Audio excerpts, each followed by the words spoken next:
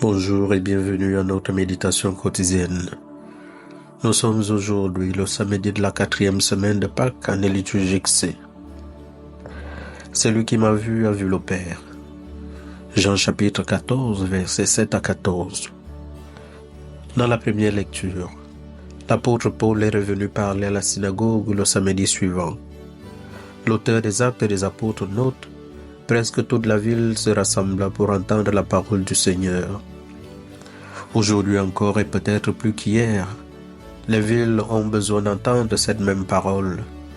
Le climat de peur et de repli sur soi résigné, ainsi que ce sentiment d'égarement qui saisit tant de personnes et qui semble se répandre de plus en plus dans le monde, est un appel inconscient à ce que Jésus vienne bientôt toucher les cœurs des gens. Bien sûr, il peut arriver aujourd'hui encore que des jalousies et des envies entravent violemment la prédication de l'Évangile, comme ce fut le cas pour Paul. L'histoire de la prédication chrétienne est pleine d'exemples similaires. Les obstacles à l'Évangile ne manquent jamais et parfois, précisément de la part de ceux qui devraient l'accueillir en premier. Paul n'abandonne cependant pas et commence à s'adresser aux païens. C'est un moment décisif dans la vie de la première communauté chrétienne, une sorte de tournant dans l'histoire de la mission chrétienne. Une fois de plus, ce choix pastoral découle de l'intelligence spirituelle qui consiste à lire et à interpréter les signes des temps. Paul fait l'expérience de la grande disponibilité des païens à accueillir l'Évangile. Il sent qu'il ne peut pas ne pas répondre promptement à cette attente. En effet, de nombreux païens adhèrent, et même volontiers, à la foi chrétienne. Luc, avec une justification, peut à nouveau écrire: la parole de Dieu se répandait.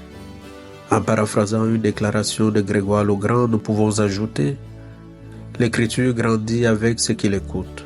C'est une leçon que nous devons également apprendre à notre époque. Des milliards de personnes attendent une parole de salut. Il est urgent que dans notre monde globalisé, la parole de Dieu se répande, se globalise au point de toucher les cœurs les plus éloignés et les réconforter. Dans l'Évangile, Jean note l'importance de connaître Jésus intimement. Il y va de notre vie qui est configurée à la sienne. La lecture personnelle de la parole de Dieu dans la prière est un vrai dialogue d'amour avec lui. Connaître Jésus, amour, nous révèle le Père qui est l'origine comme vie jaillissante, comme don qui sans cesse renouvelle toutes choses. Nous portons en nous le désir profond de retrouver Dieu, de retrouver la maison de notre Père pour y demeurer. C'est là que nous trouvons tous les biens que nous désirons: la vie, la lumière, l'amour, la paix. Nous avons besoin de découvrir ce qu'il y a de divin dans notre vie quotidienne, de trouver l'empreinte de Dieu dans tout ce qui nous entoure. Jésus nous ouvre un accès au Père.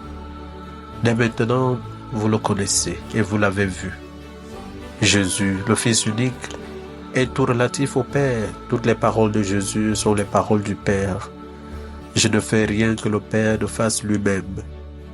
Philippe nous ouvre la voie, même si comme nous, il ne comprend pas. Nous sommes invités à reconnaître en Jésus le Père qui se révèle à nous. Philippe exprime une intuition très juste. Montre-nous le Père, cela nous suffit. Saint Ignace d'Antioche disait: il y a en moi une eau vive qui murmure et dit au-dedans de moi: viens vers le Père. Jésus nous fait envisager l'intimité si profonde qu'il y a entre lui et son Père. La source de Jésus est le Père et le Père s'exprime pleinement en Jésus. Tout ce que le Père veut accomplir en notre faveur, il le fait à travers Jésus. Croire en lui nous donne d'avoir un accès auprès du Père. Nous sommes invités à connaître intimement Jésus par les sacrements et en particulier par l'Eucharistie. L'œuvre la plus merveilleuse de Jésus, c'est sa mère Marie qui entre dans son nouvel amour. Il se donne en Église et dans l'humanité tout entière. Quand nous proclamons Marie Immaculée dans sa conception, nous annonçons qu'elle est le fruit de la croix de Jésus, son œuvre. Le mystère de l'incarnation est le mystère de Dieu qui prend un visage humain. Dieu prend pour nous le visage de l'enfant, celui de l'agonisant. le visage de l'humanité dans sa souffrance. C'est là qu'il déverse surabondamment son amour. La foi humble à Jésus, le choix de lui obéir, nous établit dans un contact mystérieux avec le mystère de Dieu lui-même. C'est ainsi que notre Père continue son œuvre de grâce à travers nous. Nous découvrons le divin dans nos tâches quotidiennes, l'empreinte de Dieu dans tout ce qui nous entoure.